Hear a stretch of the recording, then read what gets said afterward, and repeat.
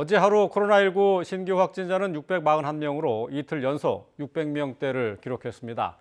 정부는 3차 대유행이 정점을 지나 감소 단계로 진입하고 있다라고 조심스럽게 평가하고 있는데요. 관련 내용 살펴보겠습니다. 천은미 이대 목동병원 호흡기 내과 교수와 함께 했습니다. 안녕하십니까? 안녕하세요. 예. 자, 어제 코로나19 확진자 수가 이제 641명, 이틀 연속 600명대를 기록했어요. 이제 방역 당국에서도 점차 감소세로 접어들었다라고 평가를 하고 있는데, 교수님 보기에도 좀 확연히 확산세는 좀 줄어든 것으로 볼 수 있겠죠? 네, 사회적 거리두기랑 연말연시 방역 대책으로 인해서 확산세는 꺾인 것 같습니다. 예. 네, 단지 이제 겨울이고 변이 바이러스 문제라든지 이러한 두 가지 문제 때문에 언제든지 우리가 거리두기를 완화할 경우에는 확산세가 다시 발생할 수 있다는 점이 좀 염려스럽다고 생각합니다. 예. 지금 누비열 확진자 수를 지금 도표를 통해서 보고 있는데요. 일단 기울기는 조금씩 줄어든다라고 평가를 할 수 있을 것 같아요. 워낙 지금 많은 환자들이 나왔었기 때문에. 근데 최근에 감소세는 혹시 진단 검사 수가 조금씩 줄어든 게 영향을 미친 게 아닐까. 다시 이제 진단 검사를 더 늘리면은 또 확진자가 늘어나지 않느냐 하는 좀 불안감도 있고요. 어떻게 생각하십니까? 네, 이제 저녁 모임을 안 하기 때문에 그 과정에서 이제 확산세가 좀 준 것은 있습니다. 네. 네, 말씀하신 대로 날씨가 춥다 보니까 약간의 증상이 있는 경우에는 검사를 하기가 좀 어렵거든요. 예, 예. 특히 이제 몸이 아프신 분이나 고령자 그런 경우에는 이제 검사 수 건수와 더불어서 아마 조금 적게 나오실 수도 있습니다. 그렇기 때문에 날씨가 좀 풀리면서 만일에 활동력이 늘어나게 되면 검사 건수도 같이 증가하고 그 경우에는 아마 이 확진자가 더 늘 수 있는 건 분명히 있다고 생각합니다. 네, 그렇군요. 지금 이제 감소세를 좀 보이는 것은 아무래도 이제 강화된 거리두기 방역 지침 때문에 그렇다고 이제 평가를 하셨는데, 근데 정부에서 1차적으로 목표를 두는 것이 하루 확진자 수 4,500명대로 관리하는 게 목표로 나와 있어요. 지금 현재 이제 600명대인데 이 수준까지 낮추는 것은 어떤 의미를 갖고 있다고 봐야 될까요? 그러니까 400명대면 2단계거든요. 그러니까 2단계까지 내리게 되면 이제 경제적 완화 조치를 좀 들어갈 수 있기 때문에 네. 근데 그 경우를 선정하신 것 같습니다. 이대로 계속 만일에 감소세가 유지된다면 다음 주말 정도에는 4,500명까지 내려갈 수는 있는데요. 네. 그러니까 400명 정도에서 우리가 이거를 다시 거리두기를 완화하게 되면 사실 100명대에서 1,000명대 올라가는 것도 순간적으로 올라갔거든요. 그렇죠. 예. 예. 그걸 고려하면 절대 안전한 그런 저는 확진자 수가 아니라고 생각하고 거리두기를 완화하려면 적어도 저는 3자리 이하, 2자리 수가 되는 경우에 좀 고려를 해야 되는데 그렇게 되면 경제적으로 지금 너무 많은 분들이 어렵기 때문에 정부 당국은 400, 500을 기준으로 하시는 것 같습니다. 만일에 400, 500에서 사회적 거리두기를 완화할 거라면 정말로 지금까지 여러 가지 경험을 토대로 정말 그 실효성 있는 방역 대책이 필요하지 않을까 생각합니다. 예. 사실 4,500명 때도 적은 숫자는 아니거든요. 근데 네. 여기서 관리를 잘 못하면은 순식간에 또 1,000명대로 올라갈 수 있는 거죠. 네, 하루 이틀에도 올라갈 수 예. 있기 때문에 굉장히 어려운 문제라고 생각합니다. 예. 지금 이제 어제 하루 이제 확진자 수가 641명인데 이제 사망자 수를 살펴보니까 11명이에요. 19명이에요. 예. 전날에는 30명대였었는데 조금 숫자가 좀 줄어들어서 다행이긴 합니다만은 주로 이 사망자가 아무래도 좀 고령자에다가 기저질환이 있는 분들을 중심으로 사망자가 발생하고 있는 거죠. 네, 맞습니다. 초기에 요양병원 시설에서 그 대기 상태에서 사망하시거나 코호트 격리를 되면서 그 안에서 코로나가 걸리지 않았음에도 불구하고 질환이 생겼을 때 치료를 받지 못하고 이송이 되지 않아서 사망하신 분들이 많았기 때문에 네. 사망자가 많이 나왔고요. 이제 그것이 병상이 조금 마련이 되면서 약간 줄 수는 있지만 또 하나 사망자가 많이 나오는 것은 지역사회 확진자가 많다 보니까 그분들이 가정에 감염을 시켜서 집안에 계신 어르신들이 감염이 되는 거죠. 예. 그 경우에 이제 검사를 빨리 못 받고 대기 상태에서 사망을 하시거나 사망 후에 사후에 진단이 되거나 응급실에 와서 치료를 받는 과정에 사망하거나 이런 경우도 상당히 많았습니다. 그렇기 때문에 우선적으로 확진자 수가 줄어야 되고 요양병원에 대한 그런 어떤 조금 대기 상태를 절대 만들면 안 안 되고 예. 검사 자체도 정말로 전수 검사를 주기적으로 최대한 빨리 하셔야 예. 확진자 수를 적을 때 진단하는 것이 필요합니다. 즉 초기 진단, 초기 치료가 가장 중요하다는 것을 이런 사건에서 저희가 충분히 알 수 있었다고 생각합니다. 네. 그러니까 초기에 어떻게 대응하느냐에 따라서 이 숫자는 좀 바뀔 수 있다는 말씀이신데요. 네, 맞습니다.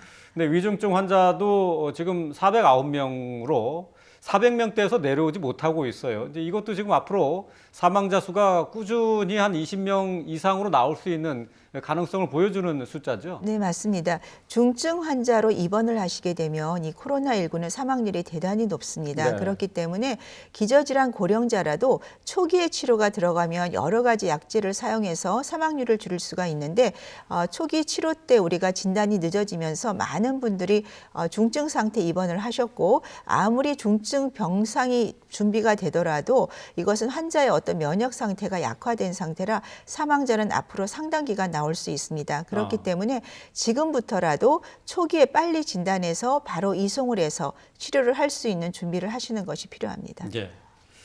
예, 방역 당국에서는 이번이 이제 마지막 고비다라고 하면서 방역의 고비를 죄기도 했었는데요. 그런데 이 고비를 넘기기 위해서 주의할 것 아직도 많이 남아 있는 상황입니다. 방역 당국의 얘기 잠시 들어보고 오겠습니다.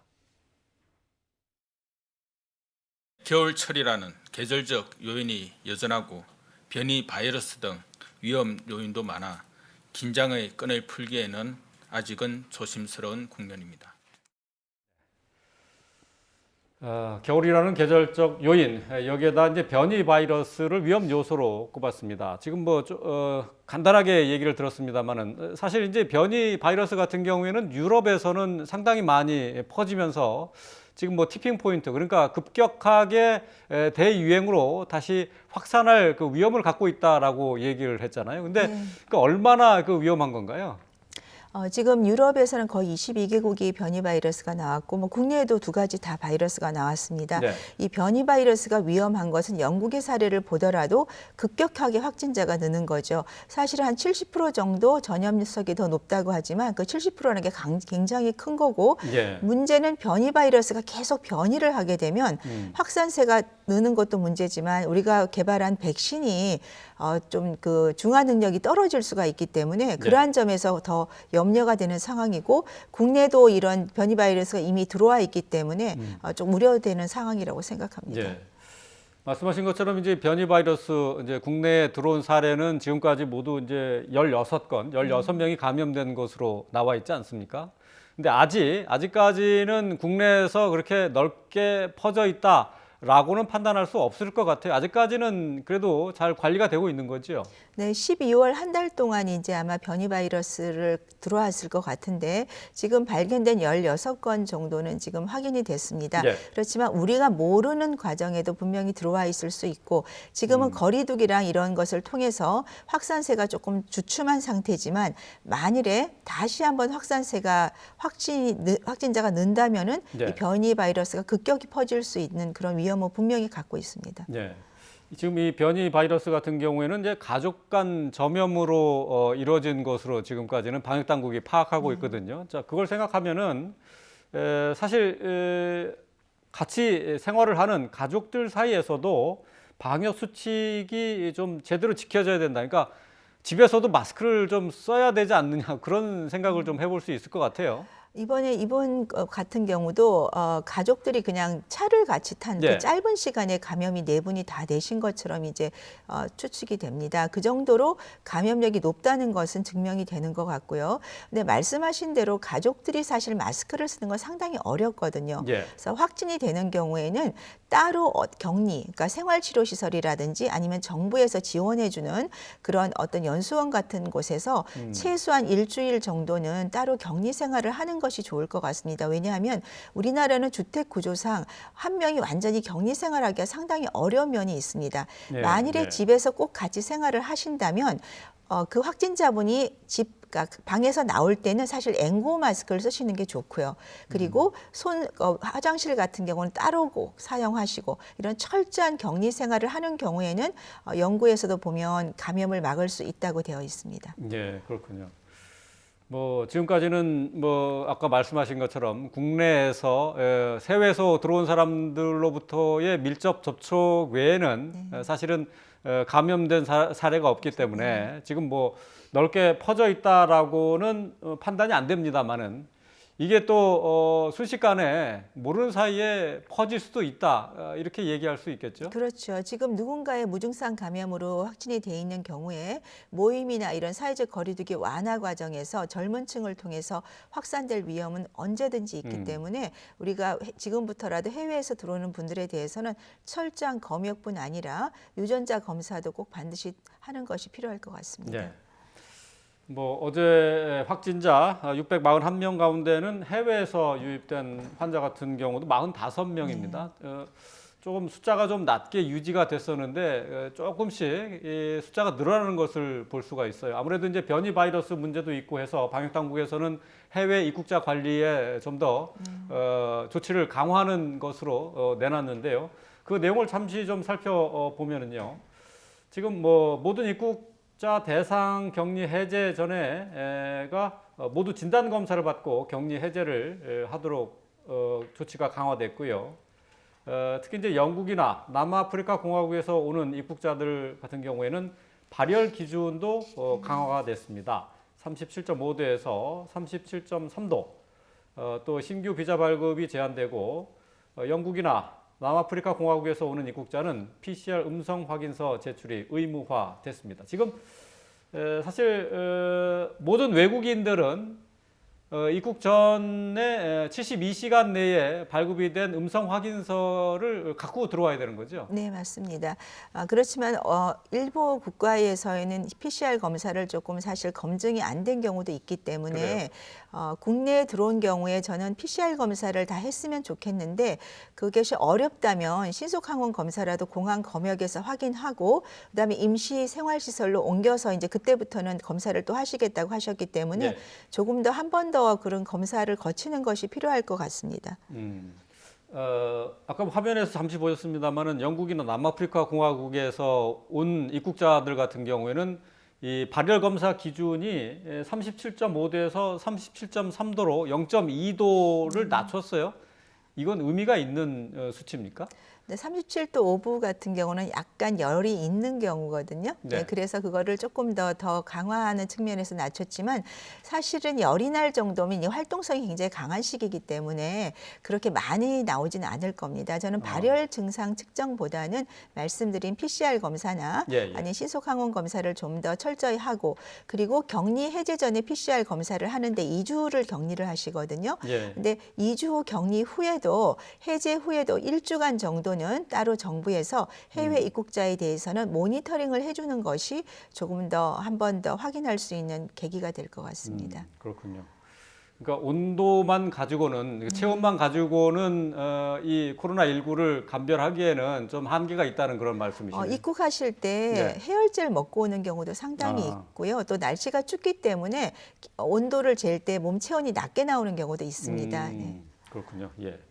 자, 또 이제 동부구치소 얘기를 좀 해보겠습니다. 이제 집단 감염 사례로는 오늘 뭐 조금 전에 취재 기자를 통해서 들었습니다만은 사랑제일교회를 뛰어넘는 그러니까 지금 코로나19가 국내에 들어온 이후에 가장 많은 집단 감염 사례가 되는데 말이죠. 동부구치소 같은 경우 7차 전수 검사를 어제 실시를 했습니다. 이제 오늘 이제 검사가 나올 것으로 보이는데 아무래도 이번에도 좀 확진자가 나올 가능성이 있다고 봐야 되겠죠? 네, 기본적으로 분명히 나올 텐데 아마 숫자는 좀 줄 것 같습니다. 네, N차 감염이 되더라도 그동안에 이제 확진된 분들을 이미 분리를 했기 때문에 N차 감염을 통한 숫자가 아마 저는 2자리 이하로 나오지 않을까 생각합니다. 그렇군요.